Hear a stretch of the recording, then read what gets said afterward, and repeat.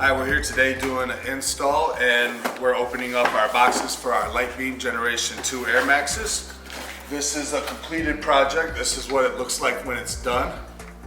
And we're gonna show you how to build that. So, we open up our box here. We have a few different key components in here.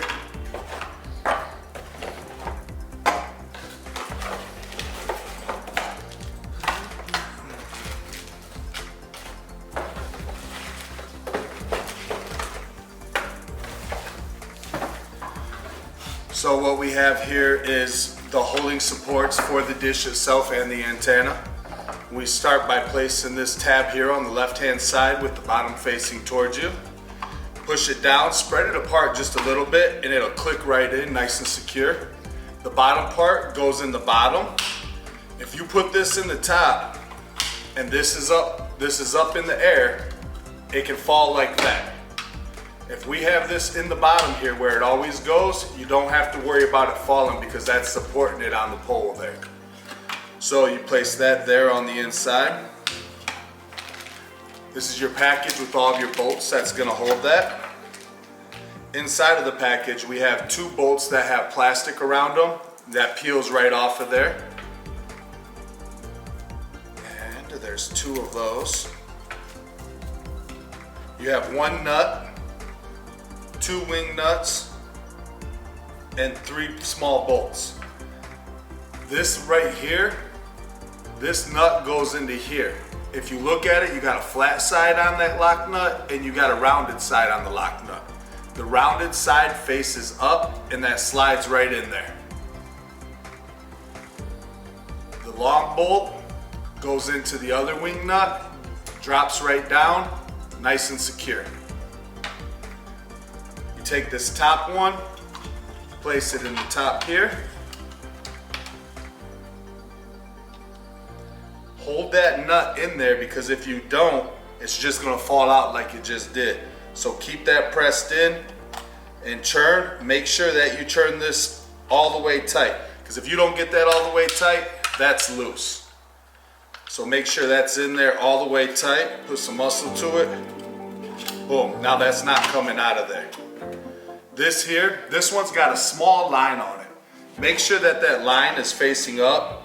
On the side of this device, there's degrees here. If we're working with elevation, those degrees you're gonna have to keep track of because whatever you're going up on, what it's aiming towards, it's gonna come down probably. So keep an eye on those degrees and make sure that line's facing up. It not only makes it easier for you, but it makes it easier for someone that might come on a service call or when you're talking to one of the techs in the office. Go ahead, place that through, screw that on there tight, and then you got that there. This here's got a cellophane wrap around it. This is our dish part that amplifies the signal of the antenna. These here slides right in and then goes into the spot. Slides right in the slots there. Push it forward. Sometimes you might have to give it a slap to get it past there. You got 8 screws in here, Loctite screws, Phillips head bit. You can use a screwdriver if you want. You can also use a drill. If you use a drill, make sure that you're going real light because if you do it all the way hard, you're gonna bust the heads right off of these screws. There's 4 screw holes on each side.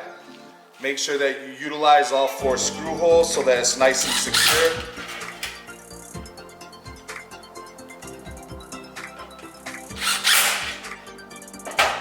Flip it over, grab the other side. And like I said, you can do this with a screwdriver or with a drill.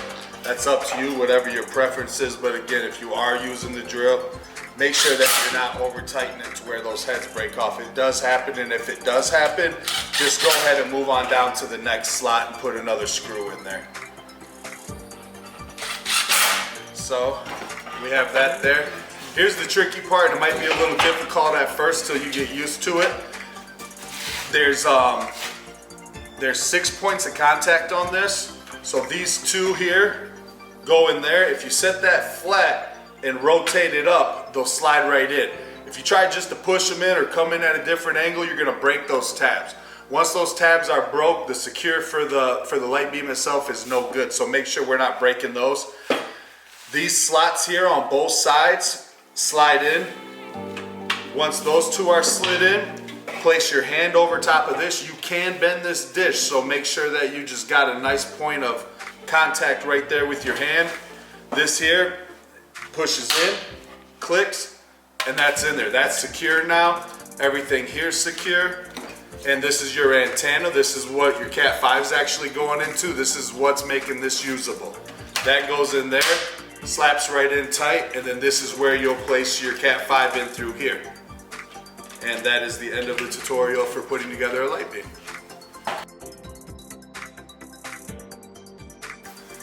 Alright, right now we're going to be given an explanation of the process of putting together one of the Unify meshes. Also known as APs. This is what gives off our signal and spreads it out throughout the park. So we start by opening up the box here. As you open up the box, you got a couple of things on top. I usually just slide those right to the back, pull out the actual AP. There's some mounting brackets in here for different applications. If you're inside a building or something and you needed to mount it there, you could use one of these mounts. They just screw right into the wall, and then that slides down in there and it can post up on the wall. This also comes equipped with a pair of white antennas. We don't use these. We have those replaced with the black antennas. Here's an example of what it looks like when it's all done with the antennas and the zip ties on there. The zip ties come inside of the package. Down here in the bottom, you want to lift this up, and inside is your PoE, which gives power to the device, a cord for the PoE, and then you also have two heavy-duty zip ties. The difference between the light beam and the APs is for a light beam, it has to be secure, so we're screwing that down with the hose clamp nice and tight because that can't move. That's a line of sight item. These here are the APs. The APs, if they happen to get on the pole and these aren't tightened down all the way and it rotates around the pole, it makes no difference because the signal that these give out is a circle. So if we place these down, it's circular. So no matter what, if this rotates around the pole, which we don't really want it to, but if it does, not an issue. So we have the AP here. You're gonna pull these off. You can be like some people and just bite them off, but go ahead and pull those off. These here, you're gonna have to take your knife and right here's the knife. Slice one side of this sticker here. It's tape that's going around these, holding them together. You gotta get those off and then peel them back. Sometimes some of it will want to stay on there. Do not be lazy and leave it on there because your zip ties aren't going to work right. So make sure you get all the tape off of there. Also too, make sure these are side by side because what happens is when we place them into the back of here and they cross, now we're going to have one hooked here and one hooked here, and it's not going to get a good clamp onto that pole. So make sure that they're side by side and you're putting the right one in the right hole. And then that goes on there. Those zip tied down. You leave them a little bit loose on there so that you can fit them over top of the pole. Pull these out of here. These antennas screw right on top.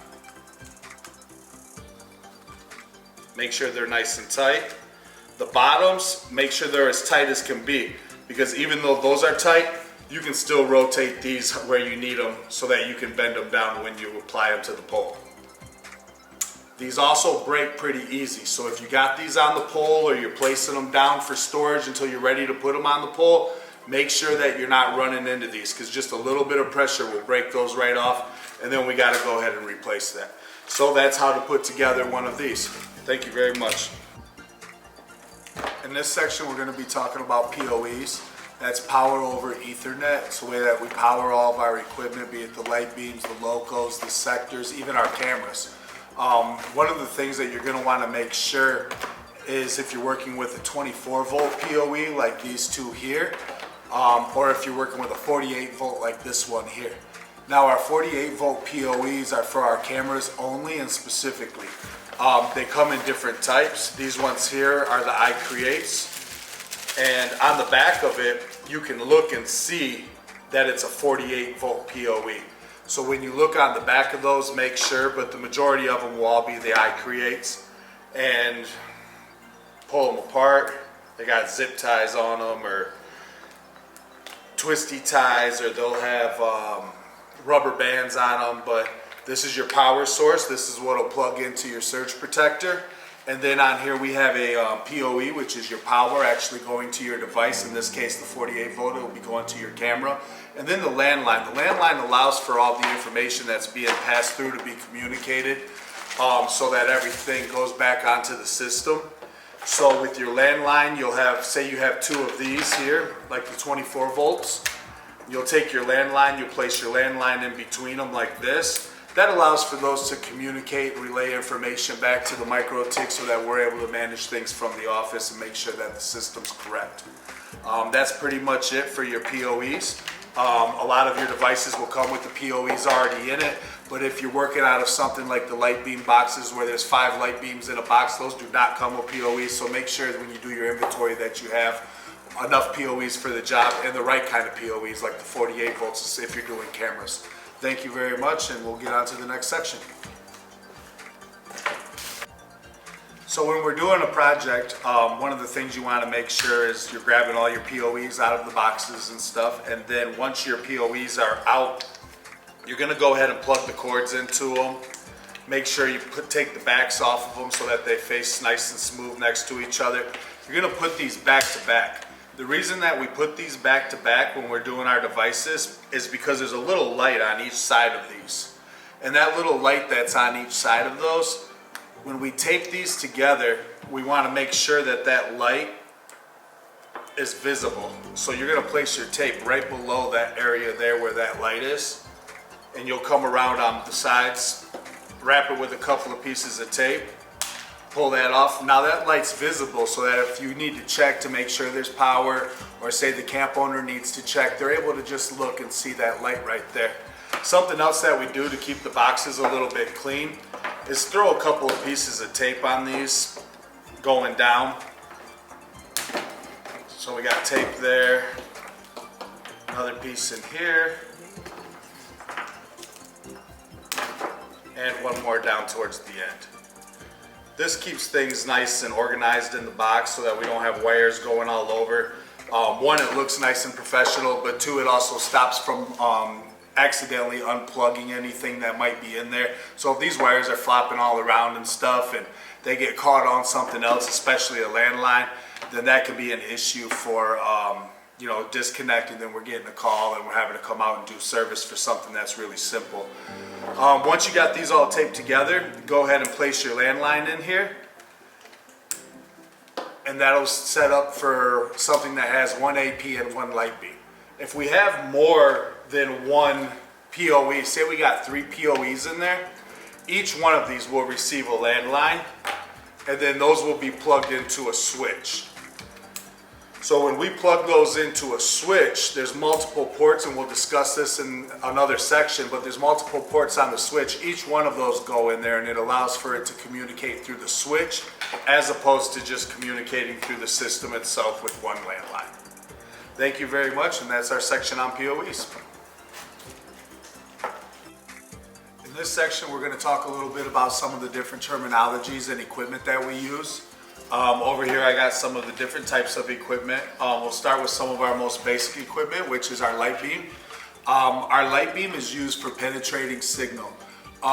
It can either be used as a receiver or a sender of information.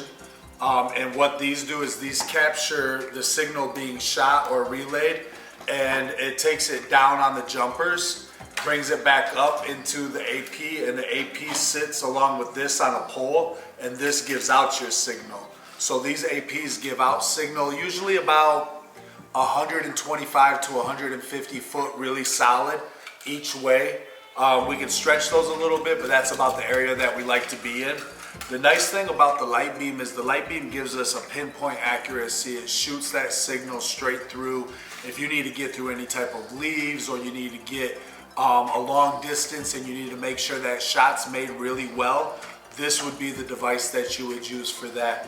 One of our best options for getting top-notch signal would be to combine a sector with a light beam. So that light beam is pointing at this sector. This sector's got about 120-degree range on it.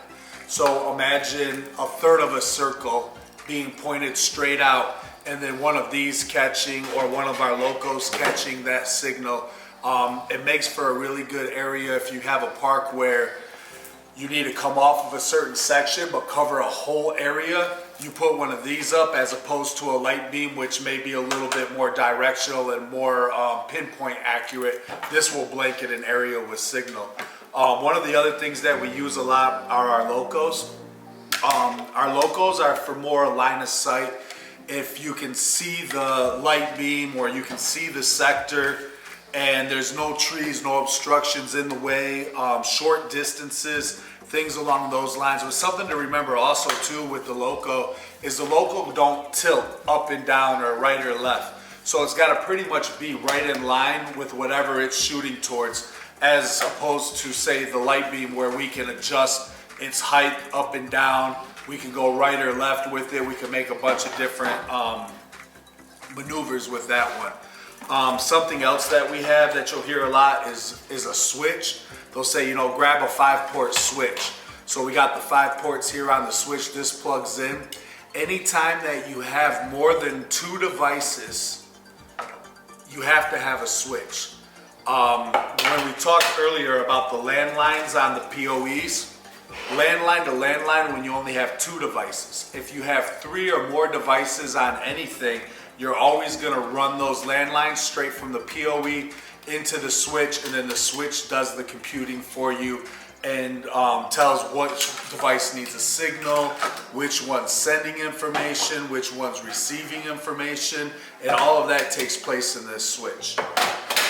Another thing that you'll hear is your NEMA boxes. NEMA enclosures are for all of our equipment, the PoE and the switch. All of that gets fed into here. All of our cable ends and everything is in this. This is waterproof, airtight, waterproof. When we lock that down, everything in there is going to stay nice and dry. Every single pole that we put up is going to have one of these on the pedestal or on the pole, and that's what's going to be inside. That's where all of our equipment's going to be inside. Another thing too is on the inside door of these, we'll write in here what lot number it is, what AP number it is, what backhaul number it is, and any color coding that may be on the tape, so that in the future, if somebody comes to do a service call, all that information is written right on there on the door with the Sharpie. A couple of other things we have is 2-hole straps. You'll go to Home Depot, you'll hear somebody say grab some 2-hole straps. We use 1-inch 2-hole straps. The 1 1/4 give way too much play. The 1-inch 2-hole straps keeps it nice and snug up against the pedestal. And that's one of your 2-hole straps. You place 2 self-tappers in there. The self-tappers allow for you to get right through the metal. And we use the 5/8-inch self-tappers. It don't go in too far, but it keeps everything secure. Something else that you'll hear is the hose clamps. We use the hose clamps with the 5/16 end on it so that it's universal for all of our installers, so that we're not searching around for a Phillips head or a 3/16 bit that we never carry on ourselves. Keep everything 5/16 bit on the end. And these, I believe, are the 3/4 of an inch to 1.5 inch size hose clamps. So when you go, look for these ones. We don't need the real big ones with all the ends sticking out. It just looks sloppy, and these are the exact size that we need for the poles, and that's able to attach our light beams and locos and sectors to where we need to connect them to. Other than that, that's the majority of the basic terminology that you're going to hear, especially from the office or from myself. So when it comes down to that terminology, review this and get a good understanding of what it is that you're working with. Know your equipment so you know your job. Thank you. So in this section, we'll be discussing some of the jumpers that we use. These are our 1-foot jumpers. These are used for our landlines with our PoEs or into our switches. This one here, this is our 20-foot jumper. You'll have a 20-foot jumper for each device coming down the pole. With these jumpers here, the ends here, you have to make sure that you cut off the ends. So there's a little cap over top. You'll place your cutters like this and cut that right off. The reason that we're cutting that off is so that it's able to fit inside of two of our devices, one being our locos and one being our APs. Without cutting that off, you're not gonna be able to get that in there. So now that goes in there nice and smooth, and you're able to close up the box on top of it. Same thing with the AP. And then we also color code them according to what it is. On this job, we have one AP and one light beam. So only one of these 20-foot jumpers need to be taped. We tape this one red, identifying the AP at the top, so that when somebody goes down to the bottom, they know exactly what jumper's which. In a case where you may have more than two devices, then you'll have to put extra tapes, or if you have cameras, you'll identify those with tape, and you'll write that on the inside of the Anima boxes. Thank you very much, and that's our section on jumpers. Already cut. I'm gonna go ahead and self-tap two of these together so we make our 17-foot poles, 17.5-foot poles. And what we'll do is we'll go ahead and slide these on. Boom, make sure it's nice and snug. Get your self-tappers. We're using 3/4 inch self-tappers for these, 5/16 bit. And come in here, make sure you keep everything nice and secure. Throw one in there.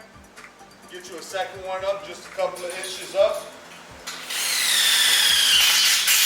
Some people prefer to put a third one in on the other side to help some of that bend. That's optional. If you would like to do that, go right ahead. If not, two should suffice. That's making our poles. Thank you very much, and we'll talk more about putting the equipment on the poles in the next section. So in this section, we're going to be talking about putting equipment on our poles. The equipment that we'll be putting on the poles, in this case, is a light beam and an AP, two 20-foot jumpers, and we're going to secure those with our zip ties.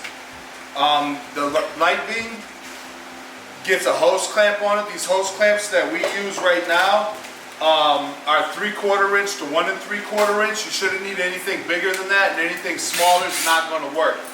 These are 1 3/8 inch poles, so that's about the max of what we can do right there. So with these, we put our hose clamp on using a 5/16 bit. Barely get it on there. Make sure the bottom of this is facing down, and we slide that up and over. Secure that down. You want to go down about 9 inches or so, enough for you to have your AP up at the top. So you'll tighten those down. Some of these might need a little bit of adjusting out in the field, but it's as simple as releasing the screw on that hose clamp there and making sure that's taken care of. Here we got the AP. On this job, the APs we're identifying with a red tape on the cords. So that'll slide right in.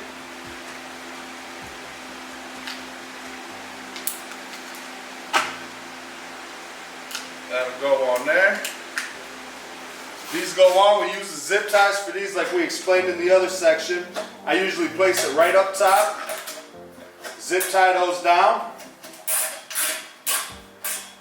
Once that zip tied down nice and secure, we'll grab the cord that we're using for our light beam. Depending on your weather, these might be a little bit hard to unravel. They'd be tangled up a little bit, so if you get an opportunity to leave those somewhere where it's warm overnight, or if you're working somewhere where it's nice and warm, you won't have that much of an issue with these. So, I'm going to get this plugged into the light beam here.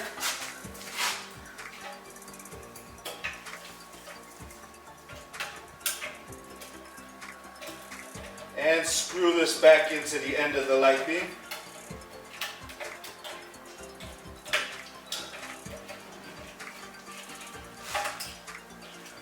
Now that we got that taken care of, we're going to take our zip ties here. We're going to create a small service loop. As soon as that service loop's created there, we're going to zip tie that down. That service loop allows for anybody that might come later to do any work on this to have an opportunity to have some extra room to move those around as needed, or maybe even when you go to fire up the park, it'll be the same park. You'll have to go up there and adjust that, especially when we have more than one backhaul on there. Things a little bit easier when there's one backhaul on there, but when you got more than one backhaul, it gets a little difficult sometimes to arrange everything and make sure you got it right. So what I do is I bring these all the way down, And once they're brought all the way down, I'll go ahead and zip tie some of these.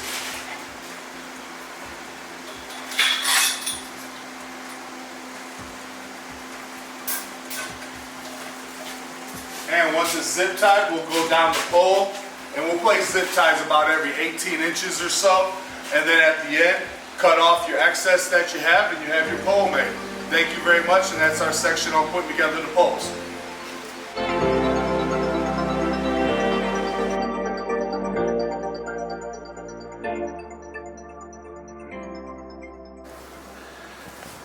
So one of the things we're going to be doing today is showing you how our electrical installation process takes place. The majority of all of our installs will be mounting the pole directly to the podium pedestals. And inside of the pedestals, you're going to run across a different variety of electrical components. Not any pedestal is going to be the same for the most part. There's going to be different wiring issues, different schemes. Our main objective when we first come up to a pedestal is to remove the two metal plates that are on the bottom there. You want to show the bottom and the top set. One of the things that we don't do is we don't tie into their existing breakers.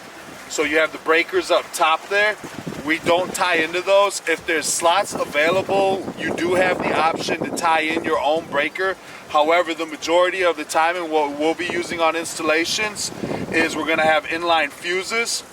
That inline fuse is going to be cut in half right down at the bottom, just like so. Once that's cut, we'll go through the process of stripping that off of there on both ends. And once both ends of that are stripped off, you'll replace the cap on the center on the inside. And inside of that cap is where you'll place your fuse. Some of the fuses that we use on a regular basis are going to be these 15 fuses. And these 15 fuses go right inside of these inlines here. What that does is that stops any type of surge that might take place either from the existing electrical of the campground or a surge that might take place due to any type of weather, inclement weathers and stuff like that that might affect what we have going on as far as our wiring installation process goes. So with that being said, the first thing you're going to always want to do is pull off those face plates. Once those face plates are pulled off, you're going to want to examine what type of electrical situation you have here. On the right and on the left here, those are going to be your hots coming in. That's what we'll be tying into directly with the inline fuse. In the middle, you have your neutral bar. Usually what we'll do is we'll double up the neutral and the ground when we do our wiring. And that neutral and that ground will be doubled up right up here on this one. Some of them will have a neutral bar up there, and you can tie in that ground and that neutral into that bar, and it'll be effective for the process that we're using. So that's our first step on the pedestals, and we'll get some more information together here in the next episode.